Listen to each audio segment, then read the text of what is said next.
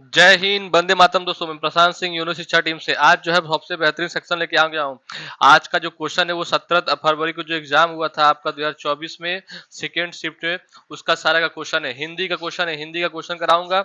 और आज के सेक्शन जितने बच्चे आज का सेक्शन देखेंगे और जो है कि 15 क्वेश्चन कराऊंगा, उससे जो है आप लोगों का कम से कम जो है 30-40 क्वेश्चन जो है कवर हो जाएगा, क्योंकि बहुत ही बेहतरीन सेक्शन होने वाला है और सबके बारे में एकदम डिटेल से बताने जाने वाला है। तो आज सभी लोग जो है अपने जो है क्लास में जुड़ जाइए और जो है लास्ट तक बने रहिएगा। आज हम लोग स्टार्ट करेंगे बहुत ही बेहतरीन सेक्शन, और हम लोग आज स्टार्ट करते हैं अपने पहले क्वेश्चन से। और हमारा पहला क्वेश्चन क्या है, और अगर आज का सेक्शन आपको अच्छा लगा तो लाइक सब्सक्राइब करना बिल्कुल ना भूलिएगा। जितने बच्चे यूपी पुलिस का तैयारी कर रहे हैं सभी के सभी बच्चे जो है एक बार जरूर जय हिंद लिखेंगे, और जो है चैनल को लाइक सब्सक्राइब करना बिल्कुल ना भूलेंगे, जितने बच्चे भी यूपी पुलिस की तैयारी कर रहे हैं। चलिए स्टार्ट करते हैं पहले क्वेश्चन से, और पहला क्वेश्चन देखते हैं हमारा क्या बोल रहा है कि निम्नलिखित में से कौन सा शब्द तद्भव है। बताइए साथियों, इन चारों में से ऐसा कौन सा शब्द है जो तद्भव है। मृतिका, वानर, ओष्ठ, उल्लू। बताइए साथियों, ये पहले नंबर क्वेश्चन में जो पूछा है आपका कि तद्भव शब्द जो है इन चारों में से कौन सा है, तो इन चारों में से जो तद्भव शब्द है साथियों वो आपका 4 ऑप्शन बिल्कुल सही है, यानी उल्लू। उल्लू जो है साथियों वो शब्द जो है वो तद्भव शब्द है। चलिए साथियों, मतलब हम तद्भव के बारे में जानते हैं। बहुत ही डिटेल में आज आपको पढ़ाया जाएगा और सभी लोग जो है क्लास में बने रहिएगा, बहुत मजा आने वाला है। तद्भव शब्द साथियों क्या है, ऐसे शब्द जो संस्कृत भाषा से सीधे ना आकर परिवर्तित होकर हिंदी भाषा में आए हैं उन्हें तद्भव कहते हैं। तद्भव किसे कहते हैं साथियों, ऐसे शब्द जो संस्कृत भाषा से सीधे ना आकर परिवर्तित होकर हिंदी भाषा में आए उन्हें हम तद्भव कहते हैं। जैसे साथियों, हरिद्रा से हल्दी, मुख से मुंह, ग्राम से गांव, या दुग्ध से दूध साथियों। चलिए साथियों, कुछ और इसके बारे में जान लेते हैं। तत्सम के बारे में जान लेते हैं, तत्सम क्या होता है। तत्सम क्या होता है साथियों, ऐसे शब्द जो संस्कृत भाषा से बिना परिवर्तन के हिंदी भाषा में आए उसे तत्सम भाषा कहते हैं। साथियों, तत्सम भाषा किसे कहते हैं, ऐसे शब्द जो संस्कृत भाषा से बिना परिवर्तन के हिंदी भाषा में आए उसे हम क्या कहते हैं, तत्सम शब्द कहते हैं। जैसे साथियों, अग्नि, वायु, नेता, माता, अहंकार, नवीन, सुंदर, सहसा, नित्य, अकस्मात आदि आदि साथियों क्या है, सब आपके तत्सम है। साथियों, तत्सम और तद्भव में कुछ देख लेते हैं। जैसे तत्सम शब्द होता है आम्र, तो तद्भव होता है आम। और साथियों, तत्सम होता है उलूक, तो तद्भव क्या होता है, उल्लू होता है। और तत्सम होता है एकादश, तो ये होता है 11। कुपुत्र होता है तो कपूत होता है। गौ होता है तो गाय होता है। चंद्र होता है तो चांद होता है। चंद्रिका होता है तो चांदनी होता है। छिद्र होता है तो छेद होता है। तो साथियों, आप सभी लोगों को जो है इतना तो पता चल गया होगा कि तद्भव और तत्सम क्या होता है। ज्योति लिखा हो तो ज्योत लिखा होता है, ताम्र लिखा हो तो तांबा होता है। चलिए साथियों, हम लोग अब नेक्स्ट क्वेश्चन पे चलते हैं। और नेक्स्ट क्वेश्चन देखिए साथियों, हमारा पूछा है कि तत्सम क्या, निम्नलिखित में से कौन सा तत्सम है। तो तत्सम अभी आपको बताया गया साथियों, आप सभी लोग जो है उत्तर दीजिए। निम्नलिखित में से इन चारों में से ऐसा कौन सा ऑप्शन है जिसको जो है साथियों हम लोग तत्सम बोलेंगे। शुष्क, सीख, सावला, सिंह। दूसरे नंबर क्वेश्चन का उत्तर दीजिए साथियों, आप लोग दूसरे नंबर क्वेश्चन का उत्तर दीजिए। तो दूसरे नंबर क्वेश्चन का जो उत्तर है साथियों वो 1 ऑप्शन बिल्कुल सही है, यानी शुष्क होता है। आज का सेक्शन बहुत ही बेहतरीन होने वाला है, तो इसलिए सभी लोग जो है जुड़े और लाइक सब्सक्राइब करना बिल्कुल ना भूले साथियों। थर्ड नंबर क्वेश्चन हम चलते हैं, और थर्ड नंबर क्वेश्चन आपसे पूछ रहा है कि निम्नलिखित में से चांदनी शब्द के पर्यायवाची किस विकल्प में है। बताइए साथियों, चांदनी शब्द का जो है पर्यायवाची जो है किस विकल्प में है। कोमदू, ज्योत्सना, ज्योत्सना, ललना, चंद्रिका, चंद्रहास, कोमदी, मंदाकिनी। बताइए साथियों, थर्ड नंबर क्वेश्चन का जो है उत्तर आपका क्या है। थर्ड नंबर क्वेश्चन का जो है उत्तर आपका क्या है। तो थर्ड नंबर क्वेश्चन का जो उत्तर है साथियों वो है आपका कोमदू, ज्योत्सना, यानी साथियों ये पहला ऑप्शन जो है बिल्कुल सही है, कोमदू, ज्योत्सना। चलिए साथियों, नेक्स्ट क्वेश्चन पे चलते हैं, और इसके बारे में कुछ जानकारियां हैं साथियों, पहले हम लोग उसको जान लेते हैं कि चांदनी का साथियों, चांदनी के पर्यायवाची कौन कौन से हो जाते हैं। चांद्रिका हो सकता है, कोमुदी हो सकता है, अमृत हो सकता है, उजियारी हो सकता है, ज्योत्सना हो सकता है, चंद्र मरीचि हो सकता है, और कला निधि हो सकता है। साथियों, चांदनी का जो पर्यायवाची होता है ये सब होते हैं। ये ऑप्शन ना देके इसमें से कोई ऑप्शन दे दे तो आप सारे को सारे लोग जो है चांदनी के पर्यायवाची को जो है याद कर लीजिएगा। चलिए साथियों, अब हम लोग कुछ अन्य उदाहरण देखते हैं, और अन्य उदाहरण हमारा क्या बोल रहा है।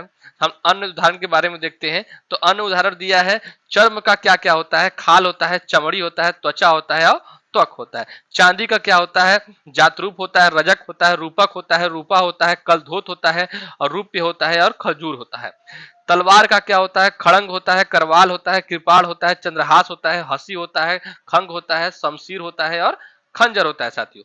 तालाब का क्या होता है आपका, तड़ांग, सर, जलाशय, सरसी, ताल, पदाकर, पुष्कर, सरोवर। दुर्जन का क्या होता है साथियों, पामर, खल, बदमाश, दुष्ट। पुत्री का क्या होता है साथियों, तनया, आत्मजा, दुहिता, सूता, बेटी साथियों। प्रगति का क्या होता है, विकास, उन्नति, श्रीवृद्धि, तरक्की। फसल का क्या होता है, सशस्य, पैदावार, उपज, खिरमन, कृषि उत्पाद। साथियों आज का सेक्शन आपके लिए बहुत ही बेहतरीन होने वाला है।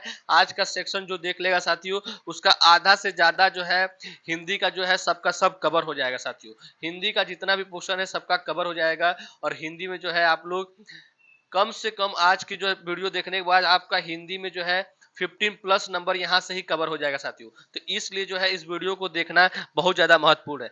साथियों फूट का क्या होगा, पर्यायवाची, मतभेद, मनमुटाव, अनबन, परस्पर और कलह।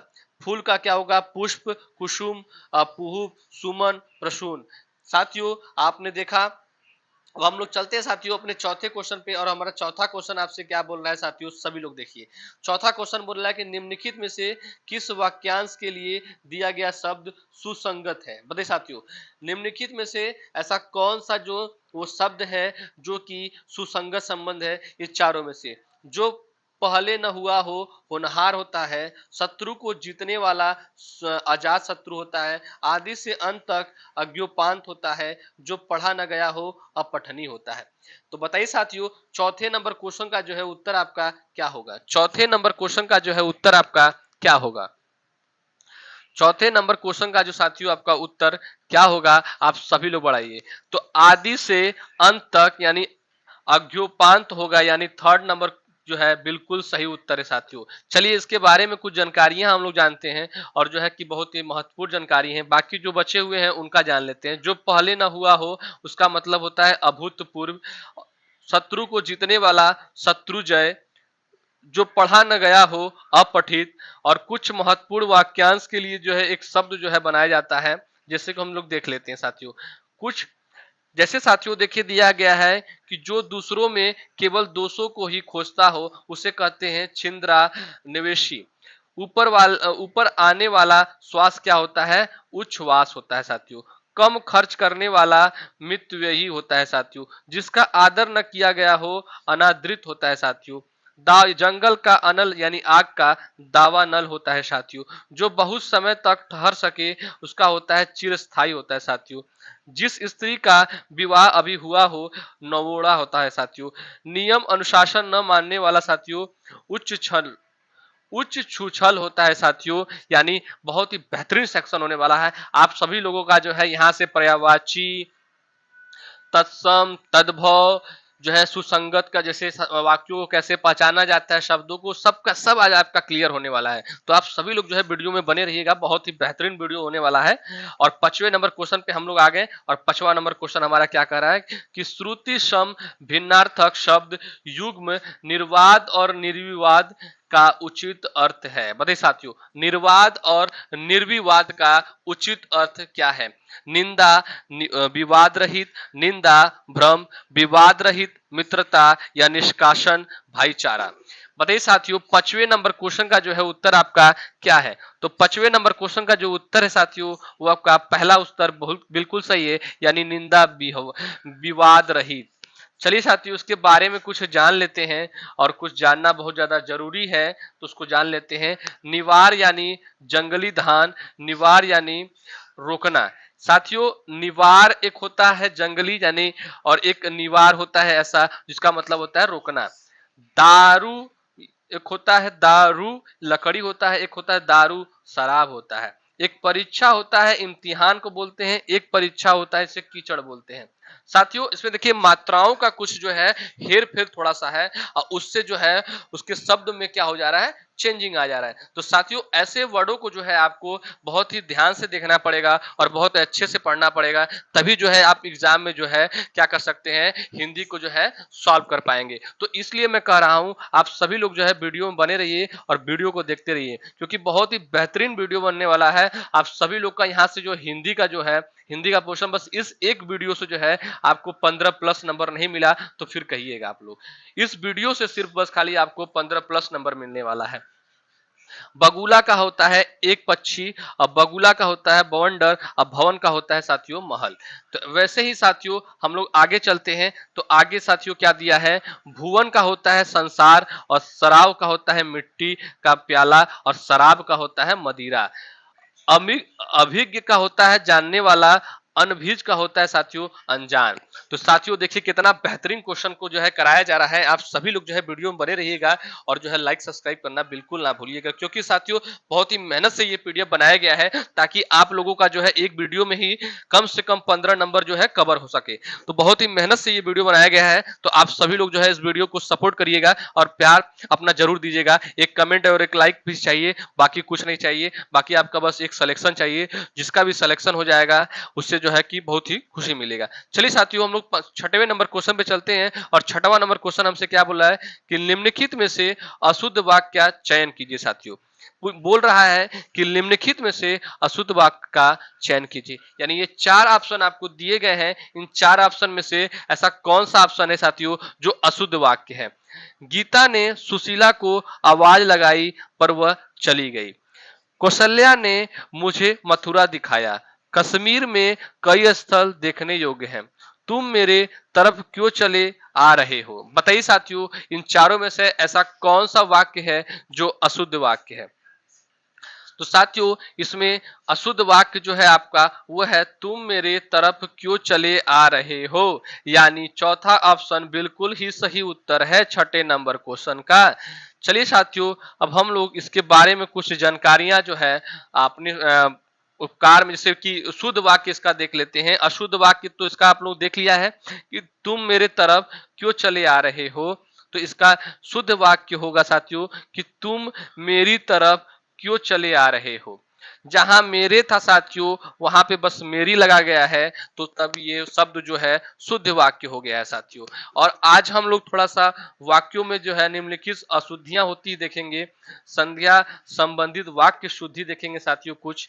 तो साथियों चलिए देखते हैं हम लोग, और देखिए इसमें जो है बताया गया है, जैसे कि एक अशुद्ध वाक्य को लिया गया है कि मैं रविवार के दिन तुम्हारे घर आऊंगा। मैं रविवार के दिन तुम्हारे घर आऊंगा। क्या ये शब्द शुद्ध है कि अशुद्ध है। ये शब्द जो है आपका अशुद्ध है। इसको शुद्ध बनाने के लिए हम लोग क्या करेंगे कि मैं रविवार को तुम्हारे घर आऊंगा। मैं रविवार को तुम्हारे घर आऊंगा। लिंग संबंधित अशुद्धियां होती हैं साथियों, जैसे कि अशुद्ध में है सविता ने जोर से हंस दिया, और शुद्ध में सविता जोर से हंस दी। देखिए साथियों उसमें दिया था कि सविता ने जोर से हंस दिया, और इसमें लिखा है शुद्ध वालों में कि सविता जोर से हंस दी। अब हम लोग देखते हैं वचन संबंधित अशुद्धियां साथियों। और वचन संबंधित अशुद्धियों में जो है क्या बताया गया है, देखिए कि अशुद्ध में बोला गया है कि मेरे आंसू से रुमाल भींग गया। बोला है कि मेरे आंसू से रुमाल भींग गया, ये अशुद्ध शब्द है। तो इसका शुद्ध शब्द क्या बनेगा कि मेरे आंसुओं से रुमाल भींग गया। मेरे आंसुओं से क्या हुआ, रुमाल भींग गया। अब साथियों हम लोग कारक संबंधित अशुद्धियां जानेंगे, जिसमें कि अशुद्ध होता है सबसे नमस्ते, और शुद्ध होता है सबको नमस्ते। सबसे नमस्ते नहीं होता है, होता क्या है सबको नमस्ते साथियों। चलिए देखते हैं सर्वनाम संबंधित अशुद्धियां देखते हैं। सर्वनाम संबंधित अशुद्धियां में से अशुद्ध शब्द क्या है आपका कि आप आपका काम करो। आप आपका काम करो होता है कि साथियों होता है शुद्ध शब्द में कि आप अपना काम करो, ये शुद्ध शब्द है। और इसलिए देखते हैं साथियों कि अनुपयुक्त संज्ञा पदों का प्रयोग कैसे होता है। जैसे कि शुद्ध शब्द है, अशुद्ध शब्द है कि दंगे में गोलियों की बाढ़ आ गई।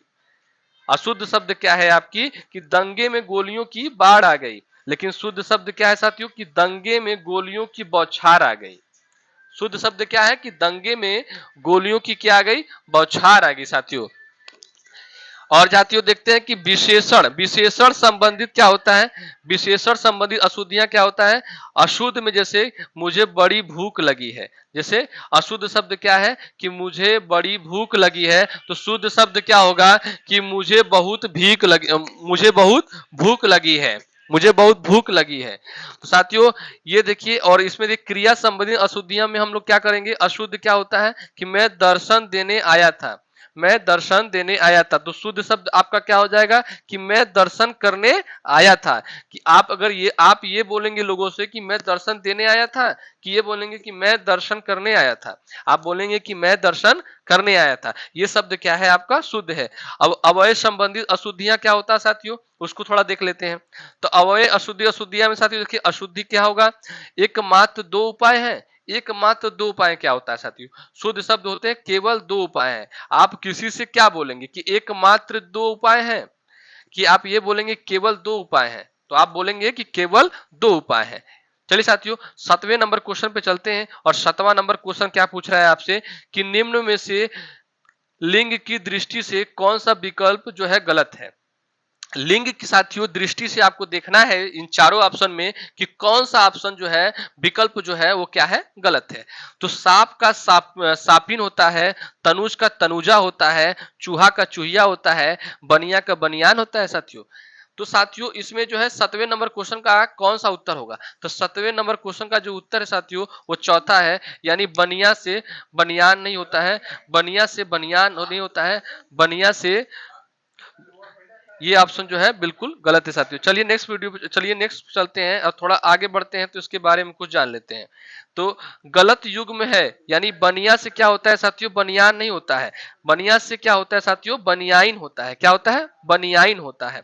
कुछ महत्वपूर्ण स्त्रीलिंग तथा पुल्लिंग लिंग जान लेते हैं हम लोग साथियों। तो कुछ जो है हम लोग महत्वपूर्ण जो है पुल्लिंग और स्त्रीलिंग जान लेते हैं।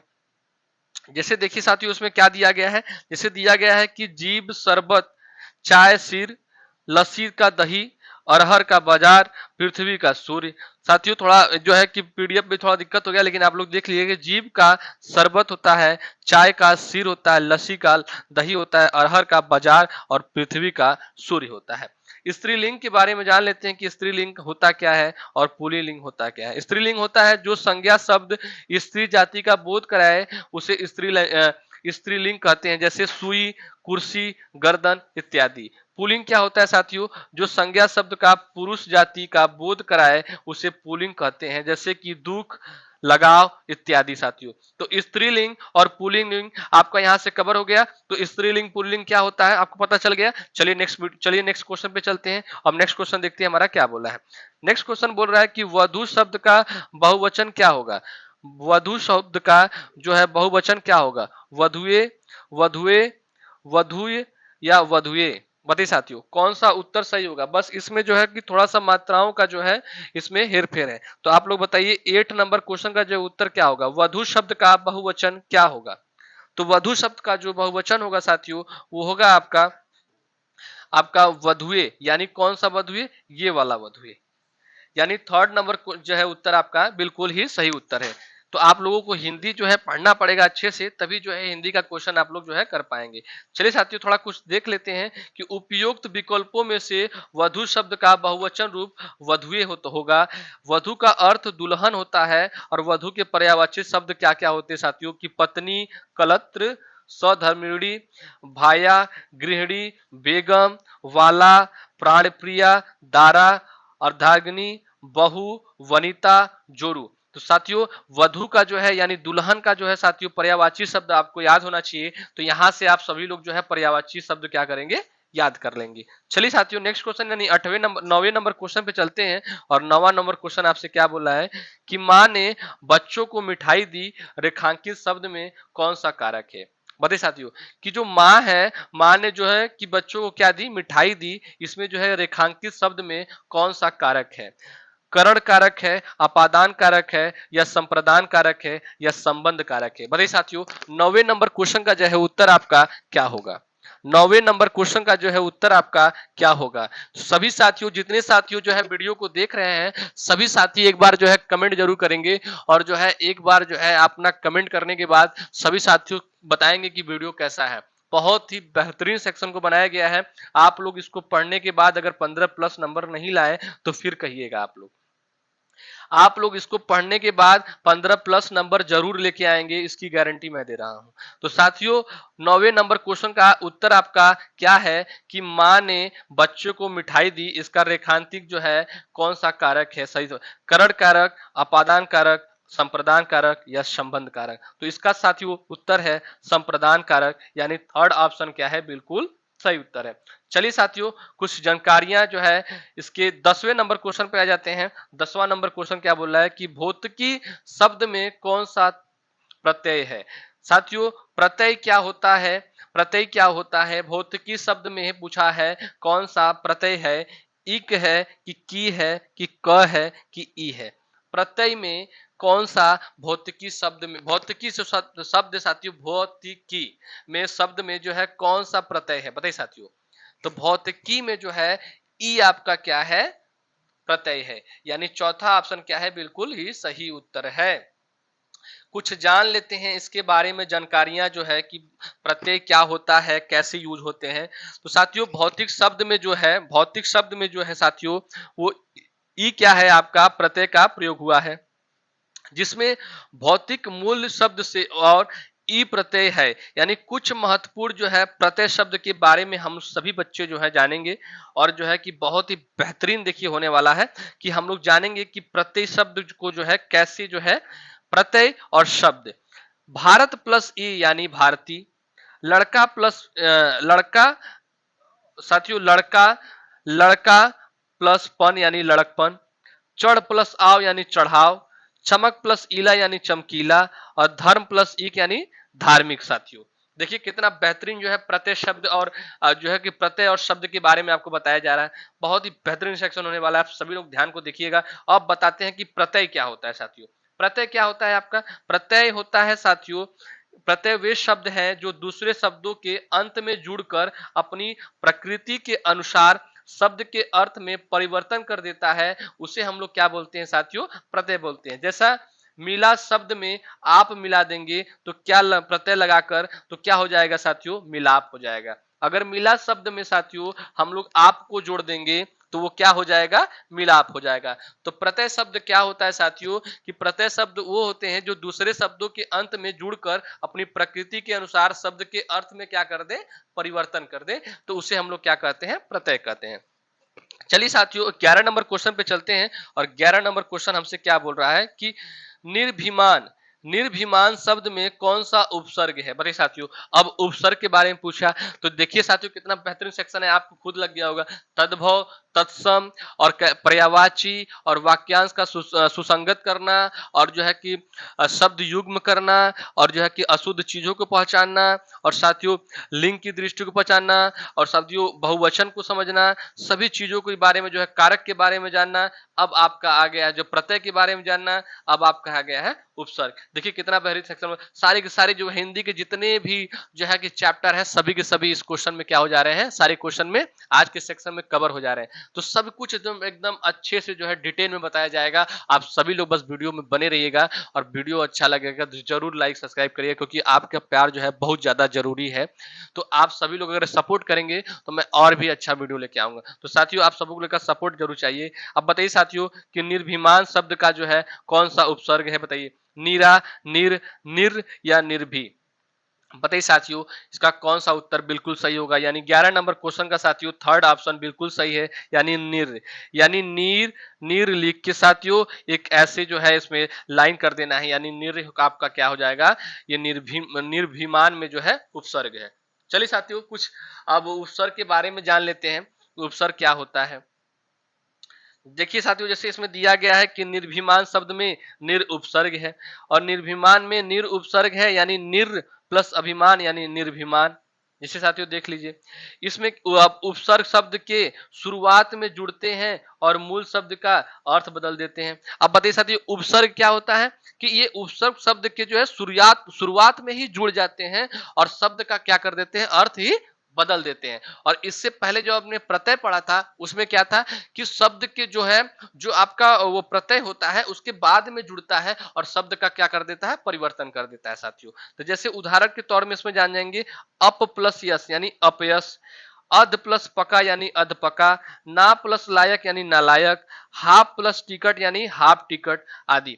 जैसे साथियों देखिए उपसर्ग का, प्रत्यय, उपसर्ग, सभी चीज आपका यहाँ पे क्लियर हो रहा है। तो सभी चीज जो है क्लियर हो रहा है, तो आप सभी लोग जो है बने रहिएगा, बहुत ही बेहतरीन सेक्शन होने वाला है। चलिए साथियों 12 नंबर क्वेश्चन को देखते हैं। अब 12 नंबर क्वेश्चन आपसे क्या कह रहा है कि निम्नलिखित में से किस विकल्प में सही समास विग्रह नहीं है।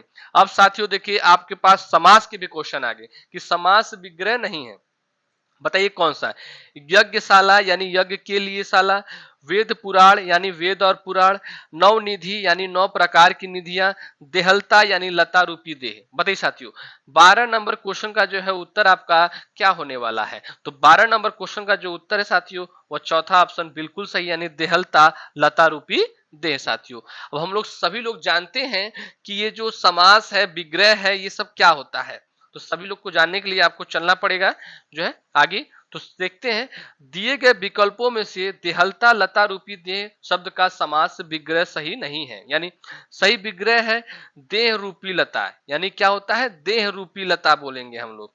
दहलता में कर्म धारण समास होता है। देहलता में कौन सा धारण समास है, कर्म धारण समास है साथियों। अब समास होता क्या है, इसको पहले सबसे पहले जान लेते हैं कि समास क्या होता है। समास से तात्पर्य संक्षिप्तीकरण से है, जब दो या दो से अधिक शब्दों के योग से छोटा शब्द बने उसे समास कहते हैं साथियों। दो या दो से अधिक सब शब्द का जब योग होता है साथियों, उसे छोटा शब्द बने उसे हम क्या बोलते हैं, समास। जैसे समास के माध्यम से कम शब्दों में अधिक अर्थ प्रकट किया जा सकता है। समास के माध्यम से साथियों आप क्या कर सकते हैं कि मतलब शब्दों को जो है अधिक प्रकट कर सकते हैं साथियों। क्या कर सकते हैं, अधिक प्रकट कर सकते हैं। तो साथियों समास के 6 भेद होते हैं, 6 प्रकार होते हैं। इसमें जो है हम नोट नहीं किए हैं, आप सभी लोग जो है एक बार जाके देख लीजिएगा समास के कितने प्रकार होते हैं। 6 प्रकार होते हैं, 6 के बारे में आप लोग एक बार जाके पढ़ लीजिएगा साथियों। 13 नंबर क्वेश्चन हमसे क्या बोल रहा है, 13 नंबर क्वेश्चन हमसे क्या बोल रहा है कि निम्नलिखित में से निश्चयवाचक सर्वनाम है। अब देखिए सर्वनाम के बारे में आ गया, निश्चयवाचक सर्वनाम बताइए इसमें से कौन है, कौन, कुछ, यह, क्या। बताइए साथियों निश्चयवाचक सर्वनाम आपका क्या है। तो निश्चयवाचक सर्वनाम जो है आपका A3 है, यानी यह जो है आपका क्या है, निश्चयवाचक क्या है, सर्वनाम है। चलिए इसके बारे में थोड़ा जान लेते हैं, जानकारियां जो है ले लेते हैं। तो साथियों इसके बारे में जानकारियां जो है, यह एक अच्छा छात्र है, वाक्य में निश्चयवाचक सर्वनाम है।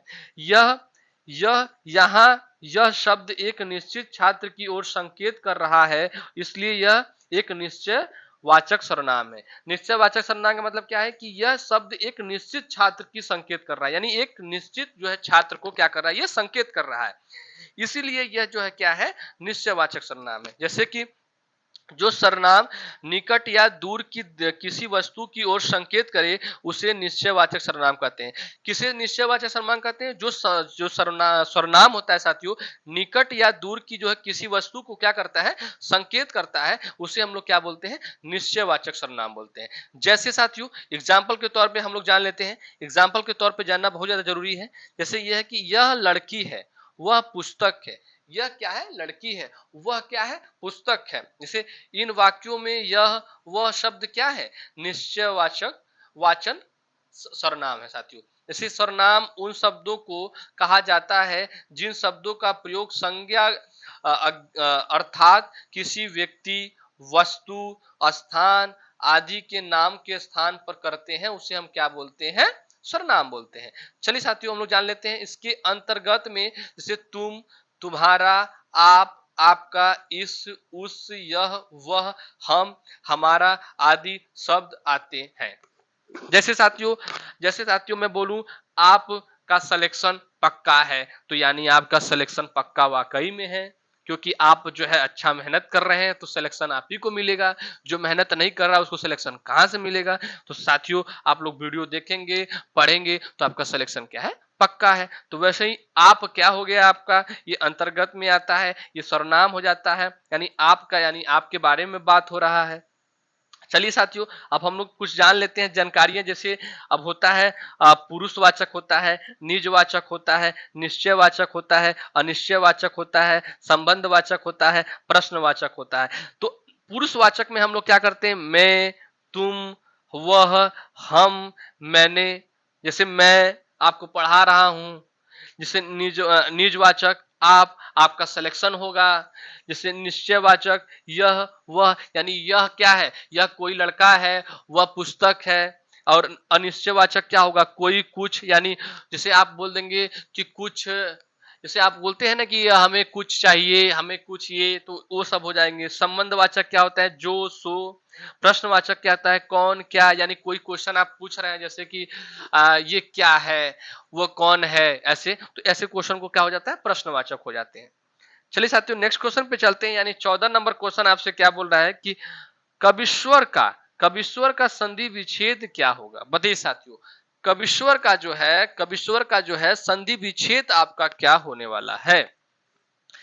कमीज प्लस वर, क प्लस, क प्लस 20 प्लस वर, या कवि प्लस इस प्लस वर, या साथियों कवि प्लस ईश्वर। बताइए साथियों कौन सा ऑप्शन बिल्कुल ही सही उत्तर है। तो 14 नंबर का जो चौथा ऑप्शन है वो क्या है, बिल्कुल सही है, यानी कवि प्लस ईश्वर, कवि प्लस ईश्वर। चलिए साथियों संधि विच्छेद के भी बारे में कुछ जान लेते हैं, क्योंकि संधि विच्छेद के बारे में भी जानना जरूरी है। तो कविश्वर में दीर्घ संधि होता है। कविश्वर में कौन सा संधि होता है साथियों, दीर्घ संधि होता है। जैसे कवि प्लस ईश्वर, कविश्वर। जैसे ई प्लस, छोटी ई प्लस बड़ी ई मिला के बड़ी ई बनता है। यहाँ छोटी ई और बड़ी ई के मेल से जो है बड़ी ई बना लेता है। दीर्घ संधि में जो है जब दो शब्दों की संधि करते समय अ आ के साथ अ आत हो तो आ बनता है। जैसे और आ के साथ हो साथियों, अ और आ के साथ हो तो क्या बनेगा, आ बनेगा आपका। वैसे ही साथियों छोटी ई के साथ जो है बड़ी ई हो तो क्या बने आपका, बड़ी ई बनेगा। वैसे ही साथियों देखिए, जैसे जब छोटी ई बड़ी ई के साथ हो, ई हो तो बड़ा ई बनता है। जब उ हो तो उसके साथ अ हो तो उ बनता है, उल्लू वाला उ बनता है साथियों। वैसे ही साथियों आपको जो है दीर्घ संधि, संधि विच्छेद और बाकी सारी की सारी चीजें जो है आपकी जो है 15 क्वेश्चन में आज आपको जो साथियों बता रहा हूं, 15 क्वेश्चन में करा रहा हूं बस। और 15 क्वेश्चन में साथियों आपका 15 प्लस नंबर कहीं नहीं गया है, क्योंकि आज का जो सेक्शन था बहुत ही खतरनाक सेक्शन था, जिसमें कि तद्भव, तत्सम, पर्यायवाची, वाक्य सुसंगत, युग्म निवाद शब्द जो होते हैं, अशुद्ध वाक्य शब्द होते हैं, जो है आपका लिंग की दृष्टि से संबंध जो देखें, बहुवचन देखें, और जो है कारक देखें, प्रत्यय देखें, उपसर्ग देखें, समास देखें, सर्वनाम देखें, संधि विच्छेद देखें, सारे के सारे चीजें क्या है आपके आज क्लियर हैं साथियों। देखिए 15 नंबर क्वेश्चन यानी लास्ट क्वेश्चन आपका क्या बोला है कि क्या कोई तारे गिन सकता है।